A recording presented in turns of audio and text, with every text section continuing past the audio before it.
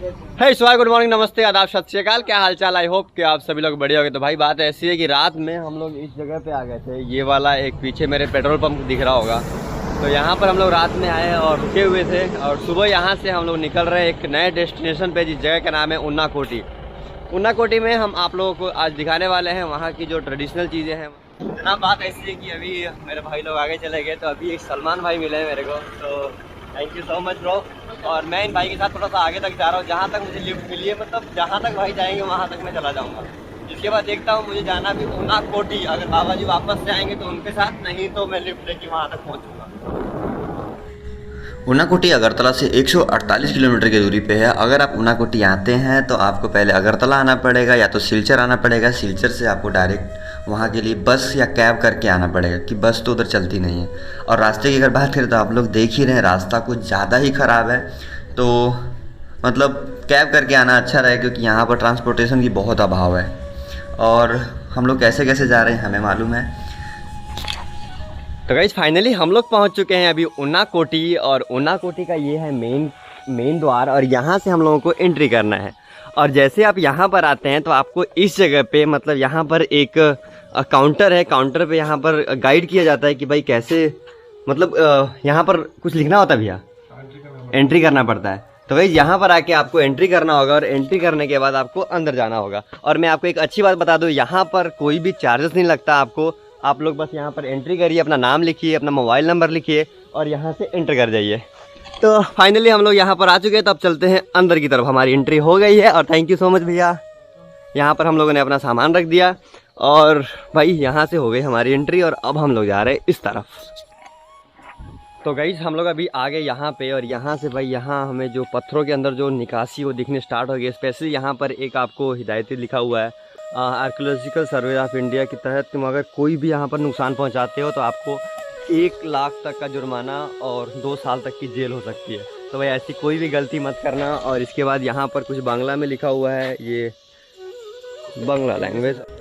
यहाँ की एक मान्यता और भी है कि भगवान शिव काशी की तरफ प्रस्थान कर रहे थे यहाँ से सभी देवी देवताओं के साथ। तो हुआ ऐसा, उन्होंने कहा था कि सुबह सुबह सूर्य के उदय होने से पहले आप सभी लोग उठ जाना और हम यहाँ से प्रस्थान कर जाएंगे। तो वहाँ पर भगवान शिव के अलावा कोई और उठ नहीं पाया था, इसीलिए भगवान शिव ने श्राप दे दिया कि आप सभी लोग यहीं रह जाएंगे, और वो वहाँ से उठ के काशी चले गए थे। तो कुछ कहानी, मतलब कुछ मान्यताएँ ऐसी भी हैं।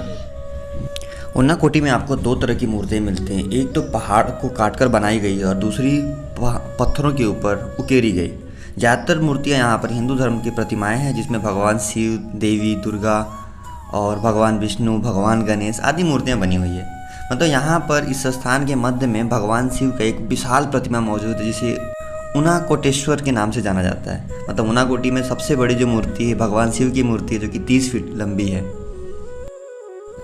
इस जगह की खास बात एक और मूर्ति बनाती है, जिसको कहते हैं गणेश भगवान। गणेश भगवान को आप लोगों ने पूरे भारत में द्विदंतम तो देखा होगा, 2 दांतों वाले भगवान गणेश को आप लोग देखते होंगे, पर इस जगह पे मतलब उन्नाकोटी में आपको 3 दांतों वाले भगवान गणेश की मूर्ति देखने को मिले, जो कि भारत में इकलौती मूर्ति है। और यहाँ से भगवान शिव और भगवान गणेश, आप दोनों की प्रतिमा को बड़े आसानी से, मतलब अगर आप देखेंगे ना, एक अलग ही फील होगा यार। अगर वहाँ पर आप 10 मिनट बैठ के देखना, फिर मज़ा आएगा आपको।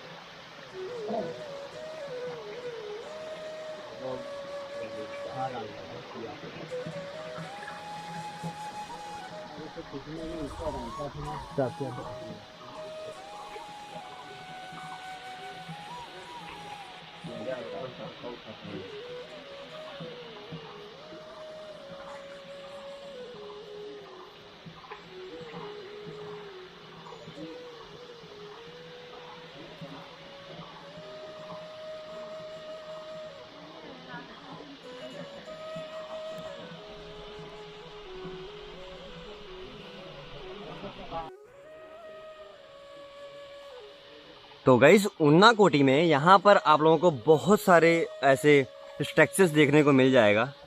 और स्पेशली अगर उन्नाकोटी की बात करें तो उन्नाकोटी का मतलब होता है कि 1 करोड़ में 1 कम।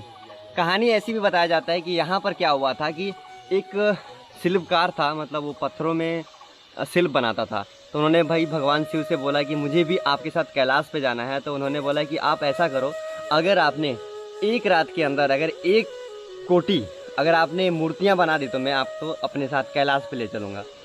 उस शिल्पकार ने उनको इतना ऐसा था ना कि मुझे भगवान के साथ जाना ही जाना है। उसने पूरा रात मेहनत करा और मूर्तियां बना दी। जब गिनती करी गई तो उसमें से 1 कम हुआ और इस जगह का नाम पड़ गया उन्नाकोटी, और वो असफल हुआ, भगवान शिव के साथ कैलाश पे नहीं जा पाया।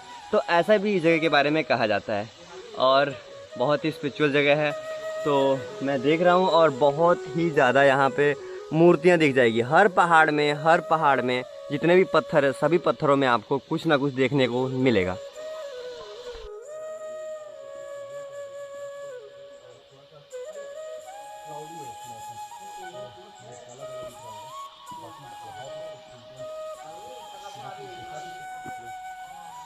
मैसेंजर ऑफ गॉड बोलते हैं। तो गाइस गर्मी इतनी और ह्यूमिडिटी इतनी हो रही है, ऊपर चढ़ते चढ़ते हालत पंचर हो गया।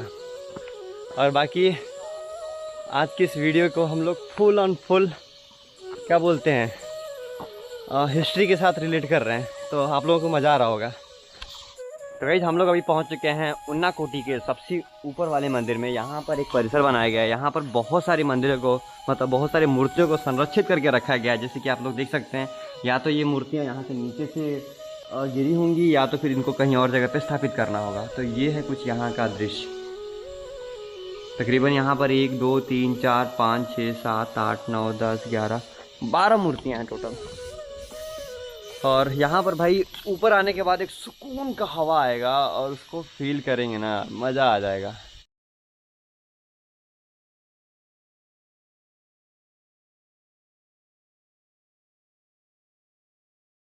मतलब इट्स कॉल्ड अन्ना जी।